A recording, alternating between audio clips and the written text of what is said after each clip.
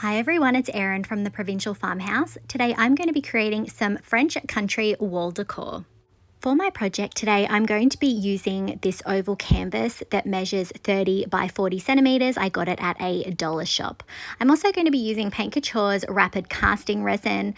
I'm going to be measuring out step 1 and step 2 equal parts, and then I will stir them together really well for about 30 seconds.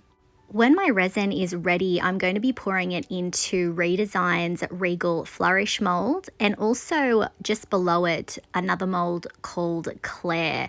Now the Regal Flourish has a smaller version of the larger piece in the Claire mould that you can see that I'm starting to pour my resin in. I'm going to be doing multiple castings actually of the scroll details that you see there and the Claire mould. After about 10 minutes, my resin is ready. I'm going to take the larger Claire mould out. I want this to go at the top of my oval frame. The scroll ones that I cast from that I will use on my next project. So I want this to go up the top. I cast it in resin because, as you can see, it is going to overlap with the oval frame, and I need it to be sturdy so that it doesn't break. I'm then taking out Redesign's Regal Trimmings mould. I'm working my Resin Air Dry Clay into the beaded trim design from that one.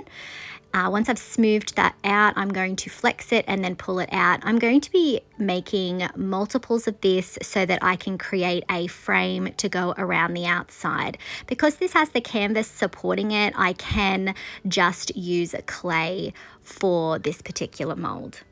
As you can see, I've made enough to go around the outside of the frame, and now I'm going to make some to go around on the inside of the frame. I basically want to create a really nice ornate border to go around the outside of the oval canvas. I next took out the Regal Flourish mold, and I'm using clay in the beautiful scroll style trim that's in that one. So I'm just working that Resin Air Dry Clay into that. I am going to be making multiples of this one, and it's going to sit around the inside part of the molds there. So it's the inside detail framed by the beaded trim. I'm going to be attaching the resin piece with my Gorilla Super Glue Gel. So I'm applying glue wherever it's going to be attached to the canvas, and then I'm going to position that up the top. And then I'm going to start using my Sealy's Quickset wood glue to attach my clay castings. I'm applying the glue to the canvas itself and then arranging my molds in that wet glue until everything is stuck down. I did just want to say thank you to Vintage, Restore and More. I got the idea to use the oval canvases from her video. I will link it in the description below. I cleaned up any excess glue with a wet wipe, and after a few hours I came in with Paint Couture's Farmhouse Linen Chalk Paint. I'm going to be using a tapered brush to really work that chalk paint down into all of the details. So my castings have been drying. They do have a crust on them, but they're not completely dry. So I am still trying to be careful not to damage any of those details. I'm going over the top of all the clay and also the resin piece up the top and in the center. And I'm using a dabbing and stippling motion. When that was dry, I took out Paint Couture's Duck Egg Chalk Paint. I'm going to be adding some water to a plastic lid there and watering it down. And then I'm going to start dabbing and stippling that paint over the canvas. My goal here is to create a really subtle light blue sky. I am going to be having a beautiful transfer go over the top of this with branches and florals and birds, and I wanted it to look more like an artwork with the beautiful bright sky behind it. I'm also coming in with some more of that farmhouse linen to create the look of clouds. Once I finished in the center part, I then moved on to adding a little bit of that color up the top behind the Claire mold. When that was dry, I took out Paint Couture's Extreme Guard in Satin. I'm going to be sealing our blue sky in the center. I'm going to be using Redesign's transfers, and I find from personal experience they stick better to a sealed surface. I made sure that that was completely dry, and then I took out the Rosy Nest Midi Transfer by Redesign. This is from their latest release. There are 3 pages of gorgeous florals and birds to choose from. I am going to be creating a little scene here. So I've cut out the different elements. I'm going to cut out these little birds. I'm then going to start putting things down on the canvas to work out how I want them arranged. I knew I didn't want a branch just coming straight up from the center. I didn't think that that would look very organic. So I'm going to have branches coming in from the different sides of the canvas. And I knew I at least wanted 2 birds on this one. So I'm also thinking about how they can be positioned. You've got that lovely one. I think it could perhaps be a swallow. That one is swooping in. And then you've got some single birds that can be perched on branches. So there's lots of elements to choose from. So I really like this branch here. This is going to be coming in from the left-hand side of the canvas. I am going to trim off that floral there. It sort of hangs down a bit too far, and I want it to be able to sit with the other branch that you can see there coming up from the right-hand side. So I'm just making sure that they're both going to fit without sort of running into each other.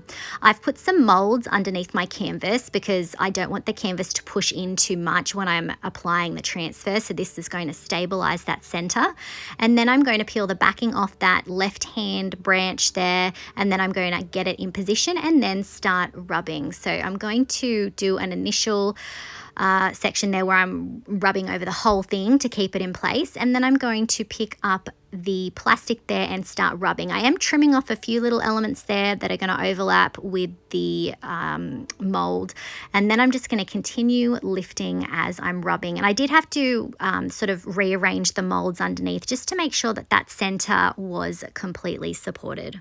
I also keep any scraps that I cut off as well, just in case.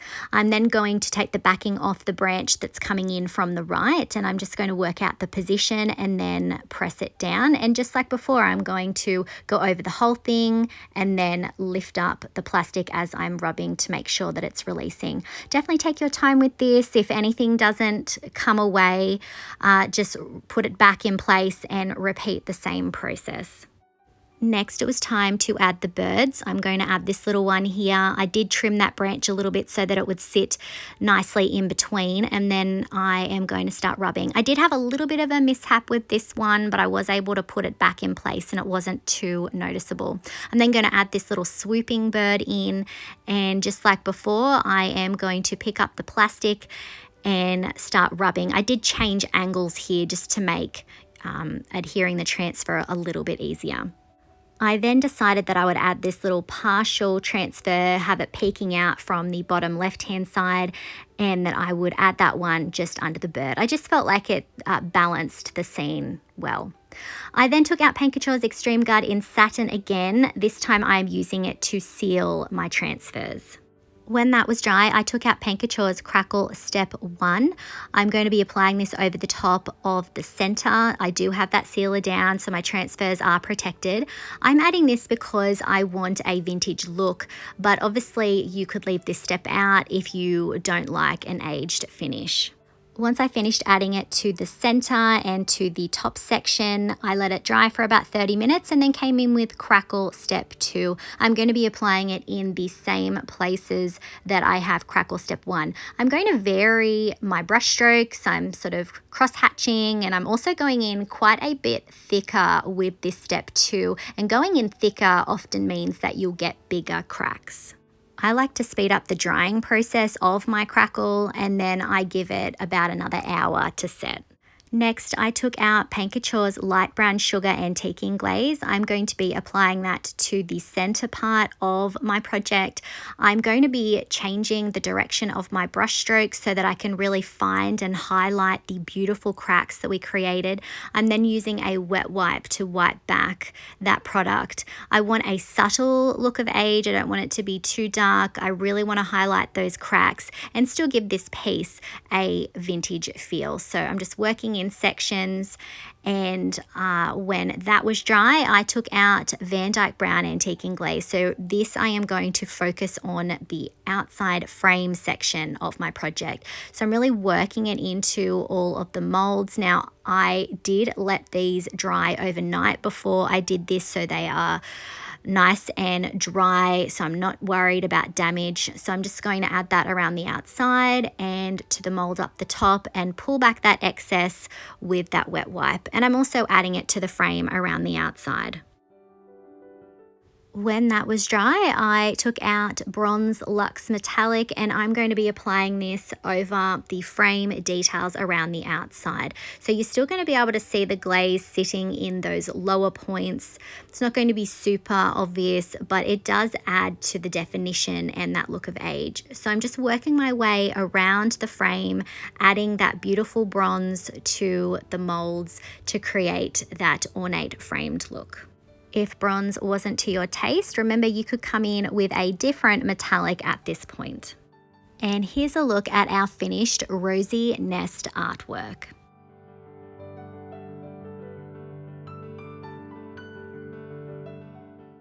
I love the new Rosy Nest Transfer, and I think it pairs perfectly with the beautiful ornate Redesign molds. Let me know what you think of this in the comments.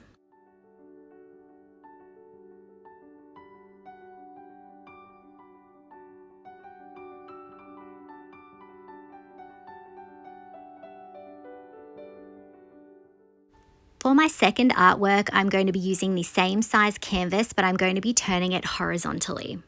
I'm going to be taking out the Regal Flourish casting that we did earlier, and also the castings from the Claire mold. And as you can see, I have them arranged around the outside of the canvas in a way that replicates the look of an ornate frame or mirror. It did take a little while for me to work out exactly how I wanted it arranged. In the end, I decided to have the larger Claire mold up the top, the smaller version of that from the Regal Flourish mold down the bottom, and then I had those beautiful scrolls either side of those up the top and down the bottom so that it looked balanced. To attach my castings, I'm using my Gorilla Super Glue Gel, making sure that I'm just putting it on the areas that are going to be stuck on the canvas. Again, we are using resin so that we have that strength, and I am trying my best to have everything centered. I then decided to cast some more of that beautiful ornate trim from the Regal Flourish mold. So I'm going to work my clay into that, and I'm going to be casting a couple of these because I want to add to the frame around the outside, and I think this pairs really perfectly with the castings that we already have there. So I'm going to add it, as you can see on the right, where we have a gap between the molds. So I'm just working that out now, and then cutting it to size with my palette knife. And in the other smaller gaps, I ended up casting some more of this same mold and just having smaller pieces to fill that in. And I think having this made the frame feel a bit more complete, in my opinion. Again, because the clay pieces are going to be supported by the canvas backing, the air dry clay is the perfect option for this particular part of the project. I then used my Sealy's Quickset wood glue to attach each of the clay pieces to the canvas. If any of the clay pieces became a bit malformed while I was doing this, I was able to very easily just push them back into the mold to get that shape looking the way that I wanted. I let my castings dry for a few hours and then took out Paint Couture's Farmhouse linen. Just like with the first canvas project, I am going to be applying that over the entire piece and also using a dabbing and stippling motion for the center part. When that was dry, just like with the first project, I took out Paint Couture's Duck Egg chalk paint. I am going to be creating a really subtle blue sky in the background, just using the same techniques of watering down the paint and layering in that duck egg and farmhouse linen. I think adding the sky gives the project a little bit more realism, but obviously you could put whatever kind of background you want if you're going to give this a try. When that was dry, I used that Extreme Guard in Satin to seal the center to prepare the surface for transfers.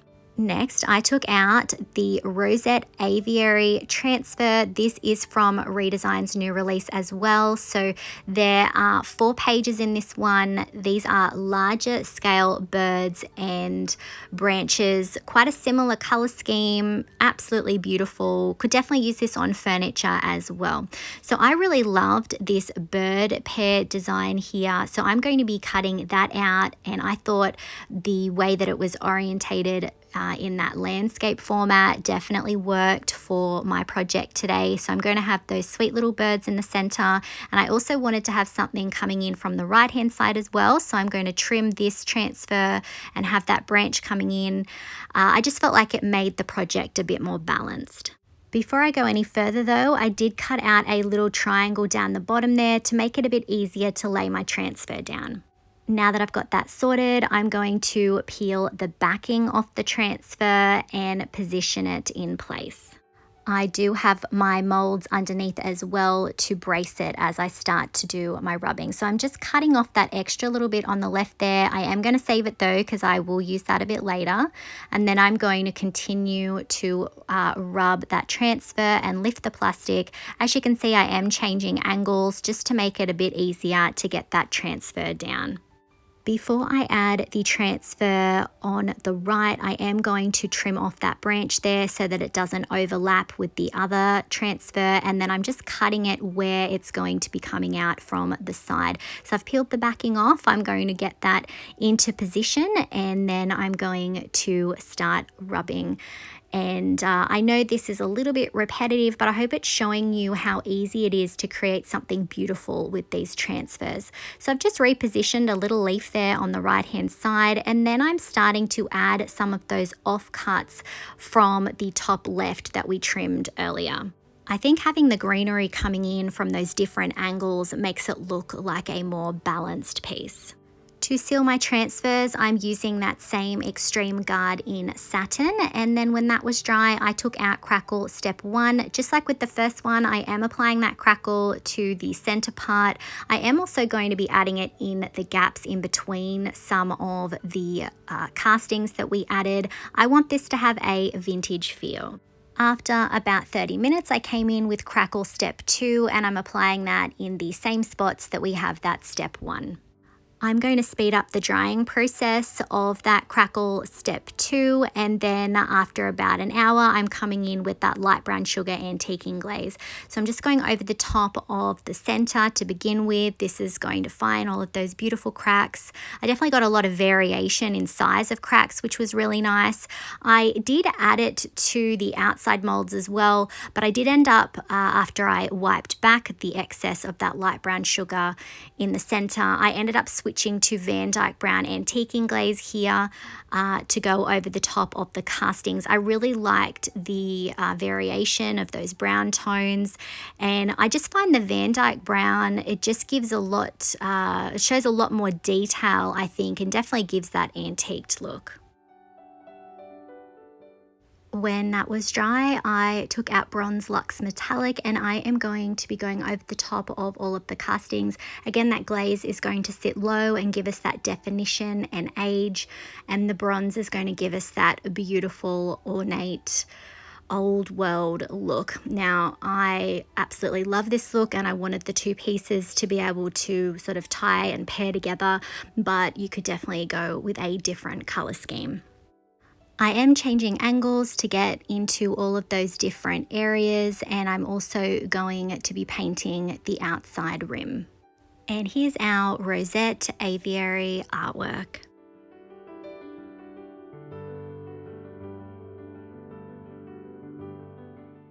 I love how this turned out. I think it's hard to believe that that's really just a simple canvas. Let me know what you think of this in the comments.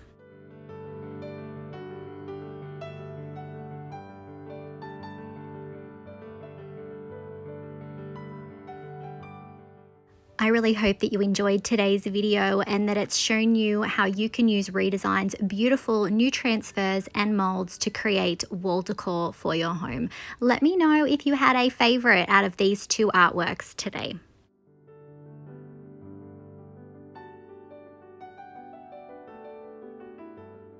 If you enjoyed today's video, I would really appreciate it if you would hit that like button, comment, and share it out.